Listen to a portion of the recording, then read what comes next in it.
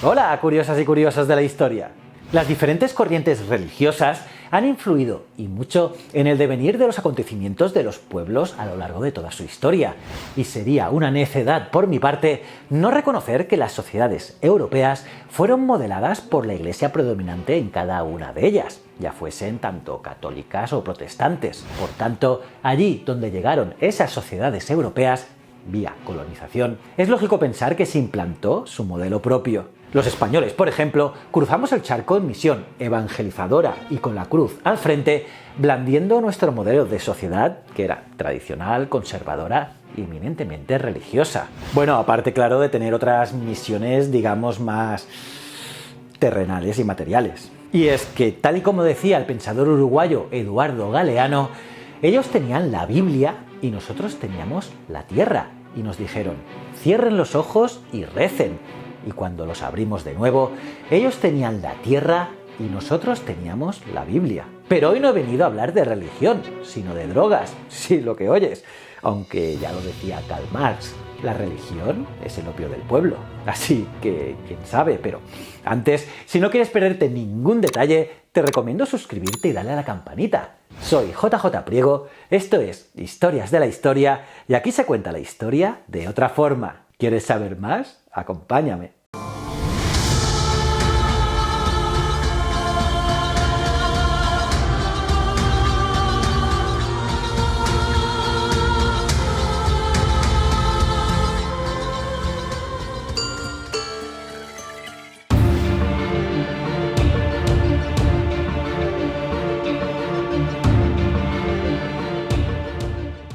Los modelos de sociedad no católicos, el luterano, el calvinista o el anglicano, eliminaron el amplio aparato burocrático clerical y favorecieron la libre interpretación de las escrituras, permitiendo, así, la libertad religiosa de pensamiento y de crítica.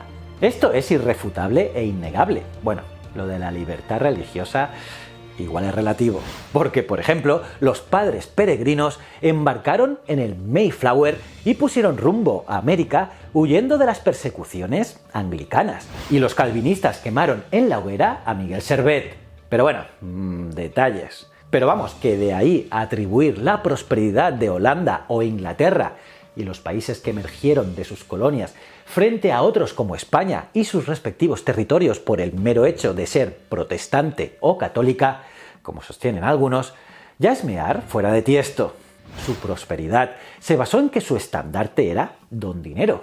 Ellos inventaron el capitalismo extremo y las multinacionales, y pusieron en práctica el monopolio puro y duro. Los ingleses evangelizaban a su manera, algo así como debemos predicar el evangelio a los salvajes de la India, y de esta manera adquirirán la idea del pudor, y para cubrirse las carnes nos comprarán nuestros tejidos de algodón. Y para ello, los británicos crearon en 1600 la Compañía Británica de las Indias Orientales, y los holandeses hicieron lo propio en 1602 con la Compañía Neerlandesa de las Indias Orientales. Vamos, originalidad ante todo. Y ambas fueron las primeras grandes corporaciones multinacionales cuyo objetivo era el control del comercio con Asia. Ese fue su motivo fundacional, pero la realidad es que eran algo más que grandes empresas multinacionales. Porque a pesar de que el capital dividido en acciones estaba integrado por las aportaciones de inversores privados, estaba dotada de competencias similares a las de un Estado. Sí, lo que oyes, como la potestad de declarar la guerra, acuñar monedas, organizar colonias o firmar tratados. Y para ello disponían de su propio ejército, que estaba formado por miles de hombres y decenas de barcos de guerra. Vamos, ya te lo decía en el título del vídeo, la Compañía Británica de las Indias Orientales eran los putos amos. Pero bueno, continuemos con la historia, y es que aunque consideramos el té como un producto muy inglés, la realidad es que quien lo trajeron desde Europa, desde China, fueron los holandeses. Y desde allí pasaría a las altas esferas de la sociedad británica y más tarde a toda la población. Se hizo tan popular que, como señala Tom Standage en la Historia del Mundo en 6 tragos, el té fue el combustible de los obreros en las primeras fábricas, lugares donde tanto hombres como máquinas funcionaban cada uno a su manera, impulsados por la fuerza del vapor. Lógicamente, la encargada del comercio del té era la Compañía Británica de las Indias Orientales, que ojo, llegó a generar más ingresos que el propio Estado y a gobernar a muchas más personas. Y todo iba genial hasta que alrededor del 1770 las cosas se empezaron a torcer. Y es que apareció el té de contrabando, que entraba en Inglaterra y en sus colonias y que al no tener que pagar aranceles era mucho más barato. Y los contrabandistas estaban rompiendo el monopolio y echando por tierra el chiringuito. Así que la compañía tuvo que pedir auxilio al gobierno. Y no hizo falta suplicar mucho, ya que los aranceles que pagaba el té suponía, ojo, el 10% de los ingresos gubernamentales. Y así en 1773 se promulgó la ley del té, que permitía a la compañía llevarlo directamente a las 13 colonias sin pasar por Inglaterra, lo que equivalía a rebajar el precio y poder competir con el de contrabando, ya que solo tenía que pagar el impuesto de venta en destino, pero no el de importación en la metrópoli, que era mayor. Pero no, los colonos americanos dijeron que no estaban por la labor. Ellos querían libre comercio y comprar el té, o lo que fuese, a quienes quisiesen y no tener que hacerlo sí o sí a la compañía.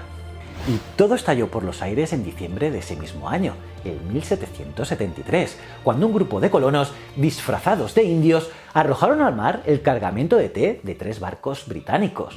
El llamado Motín del Té fue el germen de la revolución que llevó a la independencia de las 13 colonias. Pero fijaos lo listos que eran los judíos. Su negocio tan rentable tenía un pequeño, aunque muy importante, problemilla: la dependencia absoluta de un único proveedor, que en este caso era China, al que tenía que pagar además en dinero contante y sonante. Y los chinos no aceptaban cuadrar las balanzas comerciales con baratijas, no.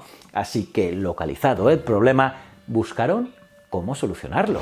Y aunque les costó varios años, consiguieron producir el té en la India, que curiosamente estaba controlada por ellos. De hecho, hoy en día, el mayor productor mundial de té es la India. Y en cuanto al tema de pagar en cash, la compañía comenzó a introducir en China el opio.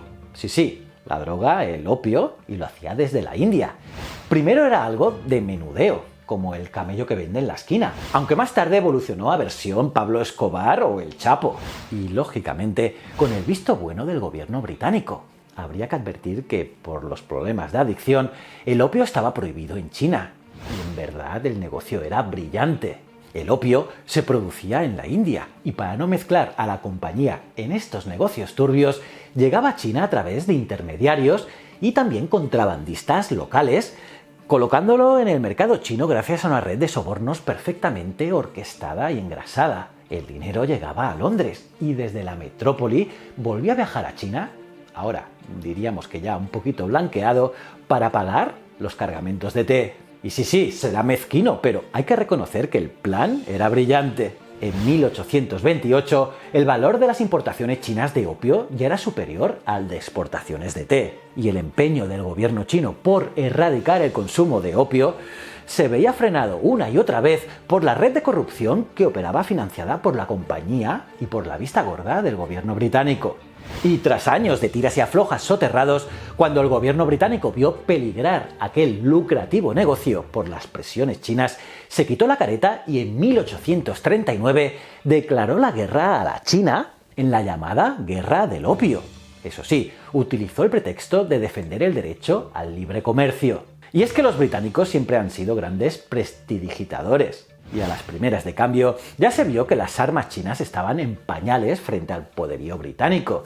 Y en apenas 3 años finiquitaron el asunto con pingües beneficios. Uno de ellos es que obtuvieron Hong Kong, que estuvo bajo soberanía británica hasta bien entrados el año 1997. Además, obligó a China el pago de reparaciones de guerra y la apertura del libre comercio de todas las mercancías, incluido el opio. Sí, y es que este fue legalizado en los puertos más importantes de China. Una auténtica humillación para el gigante asiático. Y otro detallito. La empresa multinacional británica de servicios financieros HSBC de Hong Kong and Shanghai Banking Corporation, que es el tercer mayor banco del mundo por activos, se fundó en 1865 para administrar las ganancias generadas por el tráfico de opio.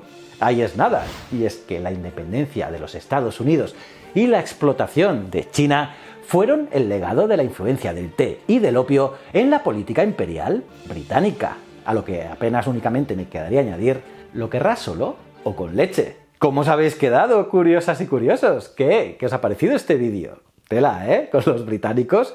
Me podéis dejar vuestras opiniones aquí abajo. Los leo todos. Y también darle me gusta al vídeo, suscribirte y campanita. Y cómo no, mirar este vídeo de aquí, que es brutal. Y si no eres suscriptor, darle a este botoncito. Y estos dos botones son otros canales míos que quiero que veas y que me digas qué tal están. Y recuerda, el conocimiento es un requisito esencial para la supervivencia. Muchísimas gracias.